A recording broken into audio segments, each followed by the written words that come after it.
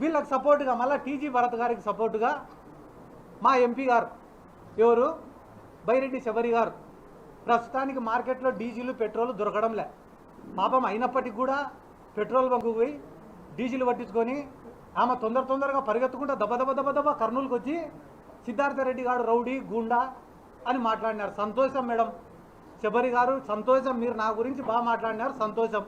కానీ ఈరోజు మీడియా సమావేశం ద్వారా మిమ్మల్ని నేను ఒకటి అడగాలనుకుంటానా. మీ ఫాదర్ని బైరెడ్డి రాజశేఖర రెడ్డి గారిని గౌరు వెంకటరెడ్డి వాడు ఒక వేస్ట్ ఫెలో అని మాట్లాడి ఈ రోజుకి 2 నెలలు అయింది. ఎందుకు మీరు ఈ రోజు వరకు కౌంటర్ ప్రెస్ మీట్ పెట్టలే? నందికొట్కూరు మార్కెట్ యార్డ్లో మాండ్ర శివానందరెడ్డి అని ఆయన ఇదే బైరెడ్డి రాజశేఖర రెడ్డి గారిని ఈ నందికొట్కూరులో 2 సార్లు ఎమ్మెల్యే గెలిచిన ఒక జోకర్ గాడు ఉన్నాడని మాట్లాడినాడు. దానిపైన మీరు ఎందుకు ప్రెస్ మీట్ పెట్టాలా, స్పందించలే?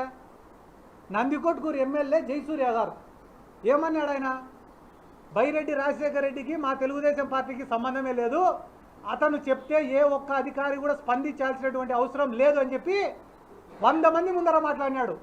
దానిపైన మీరు ఎందుకు స్పందించలే? దానిపైన స్పందించారు. కానీ సిద్ధార్థ రెడ్డి పైన స్పందించాలంటే మాత్రం వెంటనే పరిగెత్తుకుంటూ వస్తారు. పరిగెత్తుకుంటూ వచ్చి రౌడీ గూండా క్రిమినల్. సిద్ధార్థ రెడ్డి గారు రౌడీనా కాదా అని చెప్పడానికి మిమ్మల్ని ఎంపిక చేసినారా?